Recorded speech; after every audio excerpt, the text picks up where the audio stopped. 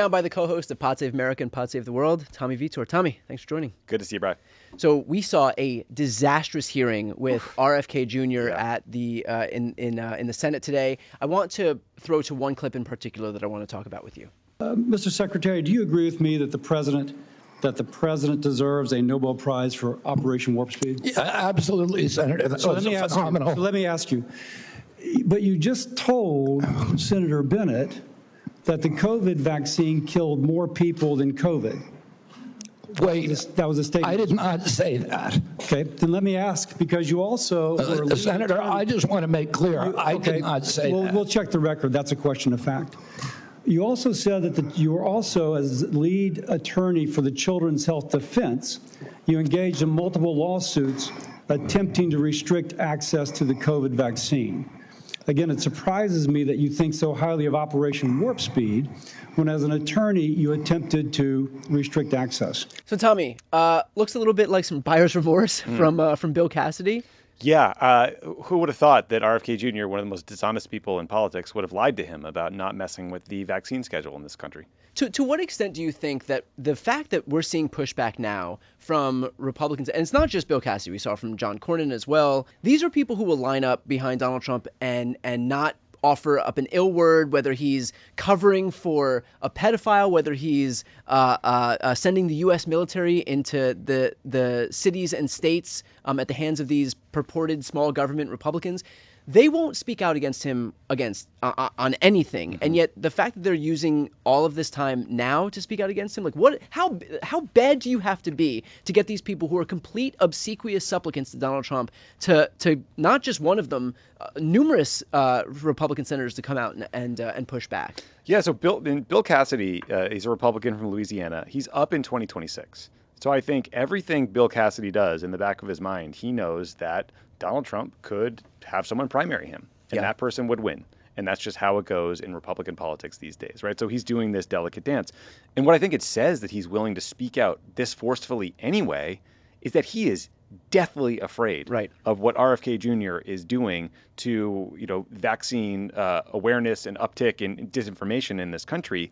And he knows that kids are going to die because Robert F. Kennedy Jr., a completely unqualified, dishonest, honestly, like just sort of bizarre person, is now in charge of HHS and is making decisions based purely on politics and not on science. Well, if everything is so politicized in the first place, then really what's the incentive for somebody like Bill Cassidy to even push back when he can just, toe the line that Donald Trump put forward and not really have to push back against RFK anyway, if the whole goal is just to keep his job at the expense of everything else? Yeah, I mean, I think that's the kind of that's the dance you're seeing him do here. Like, I bet he is actually worried that Trump might see this hearing and might get angry. Although that is why I thought that the question was genius. Yeah. Because he framed it as shouldn't Donald Trump get the Nobel Prize for what? I guess science or something like that, or peace, or who knows? From which angle are we fluffing the president today? You never know. Yeah. But so that's why it was such a smart question. But clearly, the fact that he's willing to lean in and pick this fight and possibly piss off dear leader shows, I think, the depth of his concern about what Robert F. Kennedy is doing. And the thing that was so striking to me, Brian, was in recent weeks, a bunch of senior leadership at the CDC resigned or was forced out. And I was listening to an interview with one of them who said, not only did they not, and this person said, not only did Robert F. Kennedy Jr. not listen to the science or the data or look at it, he refused to even meet with them. Yeah. He wouldn't even take a meeting with his own staff at the CDC. And so when does this become a political liability for the Trump administration? Because a lot of what we see is like, okay, this is happening. We see how dangerous it is. But really, the reality is that by the time all of this stuff actually has an impact on people, it may be 5, 10, 20 years down the line where there's a resurgence in measles or resurgence in polio or something like that. And so this isn't something that's going to rear its head immediately, but by virtue of failing to set up these guardrails now and by defunding our health infrastructure now, those consequences are virtually guaranteed, but it may be down the line. Yeah, I mean, that's what's so scary about this conversation in the health space. Like, I think Trump sees or feels consequences kind of when he touches the stove, right? And around tariffs, that was the stock market Right. collapsing, right? So that's an example where clearly he felt pain, he heard from business leaders, and he dialed it back a little bit. When it comes to health, I mean, I really worry that it's going to take some sort of outbreak, like another measles outbreak or some really scary, COVID outbreak or something, like something that just leads to the death of maybe kids. Right, but the irony of that is that we had an outbreak, we had a pandemic, and in fact, the reason RFK's in there is because he was able to pervert and manipulate the consequences of that outbreak to conform to his own political agenda. And so what's to say that they won't be able to do the exact same thing if there's some measles outbreak and they'll say, oh, well, it's because, there's still some people getting vaccinated. We have to eliminate all vaccines. They'll try. And I think we saw them try that around measles, right? I mean, initially, I think RFK Jr. was blaming the treatment for, why these kids had died, not the fact that they were not vaccinated. Look, I think the COVID outbreak, the lockdowns, the school closures, the mental health effects, it did something to us as a society that was lasting and damaging and led to the rise of someone like RFK Jr. The question is, the next time something like that happens, who will people blame? And I have to look, I think when Donald Trump was in charge, he was blamed for the failures around COVID. Of course, Republicans now pretend that Joe Biden was president through the duration of COVID. But if something happens again, I do think people will look to Trump. They'll look to RFK Jr. Yes, they will lie and they'll make up bullshit and, disinformation will spread everywhere. But, that will not change the fact that people are getting sick and dying. In terms of the broader Maha movement, what do you think about the fact that this is kind of what it's morphed into? I mean, you've got RFK, who's focused so much on that they took some random dye out of Fruit Loops, and he's focused on beef tallow at some fast food restaurant.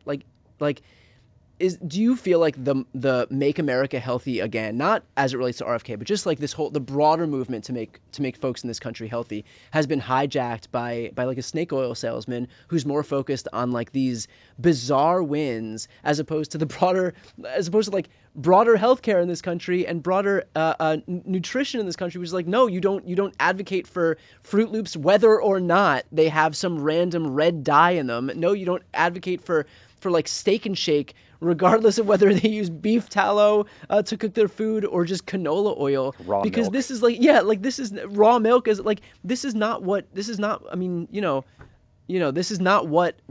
making America healthy again looks like. And so to what extent do you think that that's going to that the con is going to be exposed here? I don't know. I mean, look, part of the whole idea or the concept makes sense. We should eat healthier foods. Ultra processed foods are bad. They're clearly there are great challenges in this country with obesity and chronic health problems, and I'm sure some of it is from our food and some of it is environmental. And so you can understand how your average kind of voter hears about Maha and they're like, oh, that sounds like a good idea.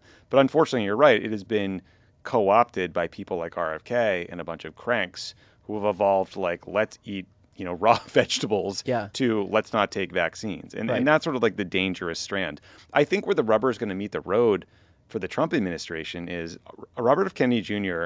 can say all he wants about healthier foods and red dyes and Fruit Loops and whatever bullshit.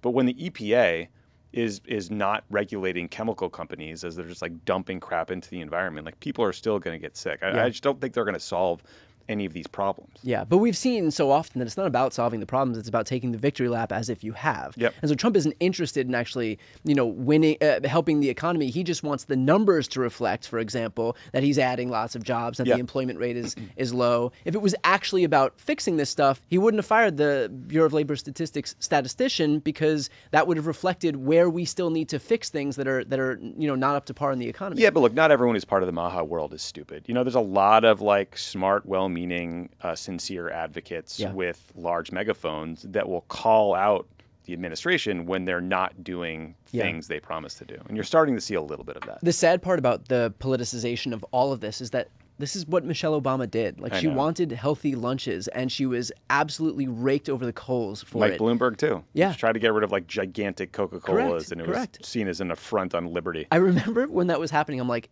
am I a communist? Am I okay with it? Is this bad? I don't know. Yeah, it's so stupid. Like the complete polarization of these issues, like when it's a Republican saying the exact same words as a Democrat, is so infuriating. But it's just sort of like that hypocrisy. I've given up on this country in that sense. Yeah. And finally, let's finish off with this. Tommy, I want to get your take on an interesting moment from today's hearing. Okay. From the news media and from any other source. And obviously, the easiest thing for our Democratic colleagues to do is to scare people, because that is a powerful emotion, no matter what the facts may be. So, what'd you think? So did